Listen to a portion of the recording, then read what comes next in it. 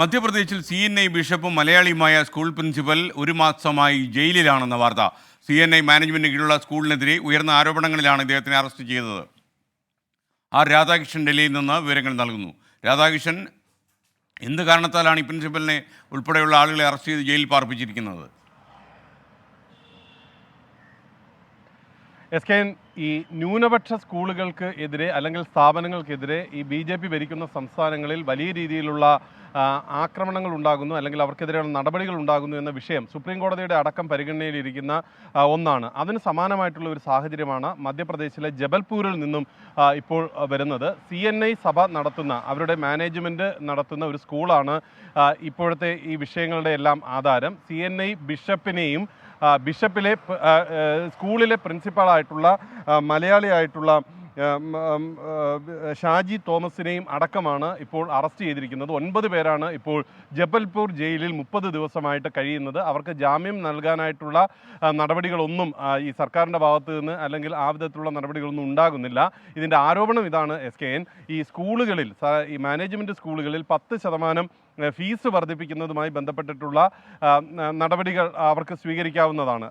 അങ്ങനെ ഇത്തവണ ഈ സ്കൂള് 10% ഫീസ് വർദ്ധിപ്പിച്ചു എന്നുള്ളതാണ് ആരോപണത്തിൽ ആദ്യത്തെ കാരണം, അറസ്റ്റിന് ആദ്യ കാരണമായിട്ടുള്ളത്. രണ്ടാമത്തത്, ഈ പുസ്തകം വിതരണം ചെയ്യുന്ന ഏജൻസികളിൽ നിന്നും കമ്മീഷൻ സ്കൂൾ മേടിച്ചു എന്നുള്ളതാണ് രണ്ടാമത്തെ ആരോപണം. അങ്ങനെ 2 ആരോപണങ്ങളെ മുൻനിർത്തിയാണ് അറസ്റ്റ് ചെയ്തിരിക്കുന്നത്. സാധാരണഗതിയിൽ ഇത്തരത്തിലുള്ള ആരോപണങ്ങൾ ഉയരുമ്പോൾ ഉള്ള പതിവ് കേസെടുക്കുമെങ്കിലും ഇതുമായി ബന്ധപ്പെട്ടിട്ടുള്ള വസ്തുതകൾ കൃത്യമായിട്ട് ബോധ്യപ്പെടുന്ന ഒരു സാഹചര്യത്തിൽ മാത്രമാണ് ഏതെങ്കിലും വിധത്തിലുള്ള നിയമ നടപടികൾ, കടുത്ത നിയമ നടപടികളിലേക്ക് പോവുക. പക്ഷേ അതിന് കൂട്ടു നിൽക്കാതെ തുടക്കത്തിൽ തന്നെ പരാതി മുൻകൂർ ലഭിക്കുന്നതിൻ്റെ ഘട്ടത്തിൽ തന്നെ അറസ്റ്റ് ഉണ്ടാകുന്ന ഒരു സാഹചര്യമാണ് ഉണ്ടായിരിക്കുന്നത്. നമുക്ക് ഈ അധ്യാപകനെയും ഒരു ബിഷപ്പിനെയും ഒക്കെ ഇത്തരത്തിലുള്ള ആരോപണങ്ങളിൽ അറസ്റ്റ് ചെയ്യുമ്പോൾ അതിന് നൽകേണ്ട ഒരു ശ്രദ്ധ അത് എത്രത്തോളം വലുതാണ് എന്നത് ഊഹിക്കാവുന്നതേ ഉള്ളൂ. അത് നൽകിയിട്ടില്ല അവർക്ക്. മാത്രമല്ല, ഇവർ ജാമ്യാപേക്ഷ സമർപ്പിക്കുന്ന ഘട്ടത്തിൽ അതുമായി ബന്ധപ്പെട്ടുള്ള നടപടികളിലേക്കൊന്നും പോലീസ് തയ്യാറാകുന്നില്ല. അതുകൊണ്ട് ഈ 30 ദിവസമായിട്ട് ഇവർ ജയിലിൽ തുടരുകയാണ്. ഇവരുടെ ജാമ്യാപേക്ഷ പോലും സമർപ്പിക്കാൻ ഇവർക്ക് സാധിച്ചിട്ടില്ലെന്നാണ്